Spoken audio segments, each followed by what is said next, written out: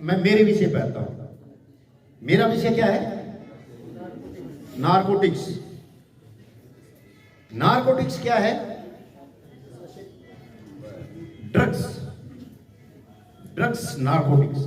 Narcotics में वो नशे आते हैं जो हमारे सीधे नार्कोतंत्र पर, नार्कोतंत्र जो हमारा क्या होता है, उस पे कंट्रोल तंत्र जो हमारा माइंड में है, हमारे सिर में है, उसको सीधा इफेक्टेड करते हैं, सीधा प्रभावित करते हैं। उन नशों को क्या बोलते हैं? नारकोटिक्स या ड्रग्स। और इनमें कौन कौन से नशे आते हैं? एनडीपीएस के जो नशे आते हैं, अफीम, चिट्टा, गांजा, स्मैक, हेरोइन,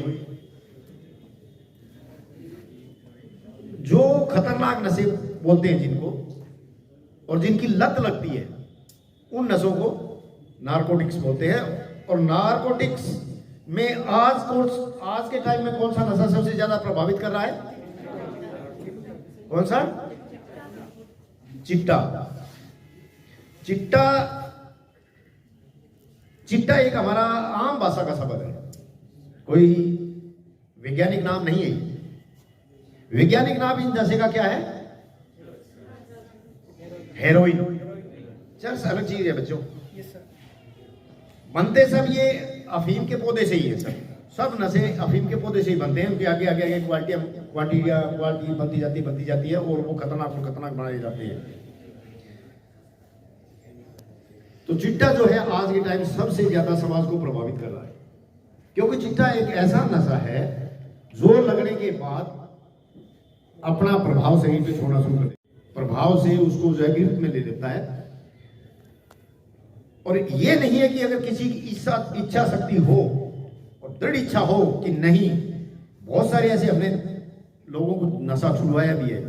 जैसा अभी मैं थोड़ा सा बताना चाह रहा था, हमारा डिपार्टमेंट जो है यहाँ एक एनसीबी सुना होगा आप लोगों ने, कम लोगों ने सुना होगा एनसीबी। मैं थोड़ा सा बहुत पीछे जाऊंगा। एनसीबी ने शाहरुख खान के लड़के को और कुछ और जो फिल्मों वाले थे उनके लड़कों को पकड़ा था नशा करते हुए और नशा लेन देन करते हुए। आया याद कुछ? वो एनसीबी इंडिया लेवल की है। उसी की ब्रांच जो है हरियाणा सरकार ने जो है हरियाणा में खुली है, Haryana narcotic control bureau, HSNCB। उसके आगे HS और लगा दिया, क्योंकि ये स्टेट की है, इसलिए हरियाणा स्टेट नारकोटिक कंट्रोल, और वो है नेशनल, इसलिए नारकोटिक कंट्रोल ब्यूरो। तो हमारा जो है हर जिले में भी नहीं, अभी नया डिपार्टमेंट है, थोड़े टाइम हुए, 2-2.5 साल हुए हैं। जो नशों से ज्यादा प्रभावित हैं उन जिलों में हमारे यूनिटें खोली गई हैं, थाने खोले गए हैं। और उन यूनिटों में किसी यूनिट में 15 है, किसी यूनिट में 12 है, किसी यूनिट में 11 है। जैसे हमारे यहाँ सरसा यूनिट है, यहाँ पे सिर्फ 11 ही कर्मचारी हैं। तो हमारा काम क्या है? इन नशों के खिलाफ कार्रवाई करना, जहां भी हमें सूचना मिलती है। और हमारे डिपार्टमेंट को ये भी एक है कि हम ऑल ओवर हरियाणा कहीं भी कार्रवाई कर सकते हैं। ये नहीं कि हम सरसा डिस्ट्रिक्ट में ही करेंगे, हम नारनौल भी जाके कार्रवाई कर सकते हैं, पंचकूला भी कर सकते हैं। पूरे हरियाणा में कहीं भी हमें सूचना मिले वहां कार्रवाई कर सकते हैं हम, और करते भी हैं। और बहुत सारे हमने बाहर जा जाके भी कार्रवाई की है। दूसरा, हमारा विभाग जो है इन नशों की गिरफ्त में कोई बच्चा, कोई भी व्यक्ति इन गिरफ्त में है और वो नशा छोड़ना चाहता है, तो हम हमारे डिपार्टमेंट के माध्यम से फ्री ऑफ कॉस्ट उसका इलाज करवाते हैं, एडमिट करवाते हैं, और जो भी सहायता होती है वो करते हैं। तो क्या क्या काम करते हैं इन नशों में? कार्रवाइयाँ। इन नशों में जो आदी है या जो बीमार बोलते हैं, हम हमारी भाषा में आदी नहीं कहते हम उनको, जो बीमार हो चुके वो एक बीमारी का रूप ले लेते हैं, उन बीमारों का इलाज करवाना। तो उसके लिए हमारे डिपार्टमेंट ने टोल फ्री नंबर जारी किया हुआ है। पहले भी यहाँ मैं इसी ऑडिटोरियम में था, मेरे ख्याल में लेक्चर था, NSS के शिविर चल रहे थे उस टाइम मेरे ख्याल में, तो उसमें शायद कोई बच्चे थे या नहीं थे, पता नहीं इसमें। तो उस टाइम भी मैं बता के गया था, लेकिन बच्चे सुनते हैं, शायद कुछ लोग सो के सुनते हैं। सोले बेटा सोले कोई, तो उसका फायदा क्या है? किसी ने सो के सुना, उसने सुना ना सुना, अगर सुना भी है और वो ऊपर से गेट से बाहर निकल गया, उसका कोई फायदा नहीं। अगर हमें कोई, ये जरूरी नहीं है कि आप कुछ कार्रवाई करो, लेकिन हमें नॉलेज तो हो, कम से कम सीख तो सके हैं। अब आपको एनसीबी आपके एग्जाम में आ जाए, NCB explain NCB full form. अगर आपको पता ही नहीं है क्या है तो कैसे करोगे? तो ये जरूरी नहीं है कि हम कुछ करें उस फील्ड में, ना भी करें, लेकिन नॉलेज है, हमारा जो ज्ञान है वो तो बढ़ता है। इसलिए हम फिर वापस मैं उसी विषय पे आता हूं। तो उसके लिए हमारे विभाग ने एक टोल फ्री नंबर जारी किया हुआ है 90-508 91-508 90-508 91-508। अब थोड़ा सा मैं और पीछे जाऊंगा, ये विभाग एनसीबी बनाने की जरूरत ही क्यों पड़ी? क्यों पड़ी?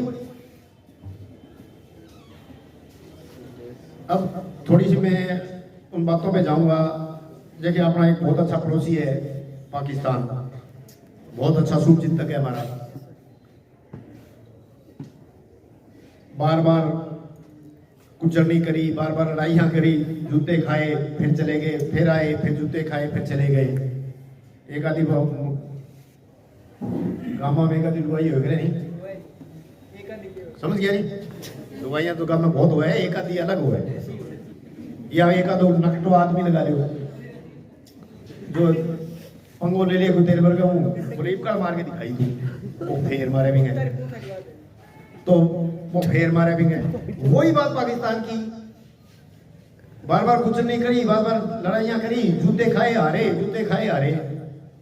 फिर उन्होंने सोचा कि ये भारत के जवान, इंडिया के जवान हम लोगों को लड़ाई में या बाहुबल में नहीं जीतने देंगे।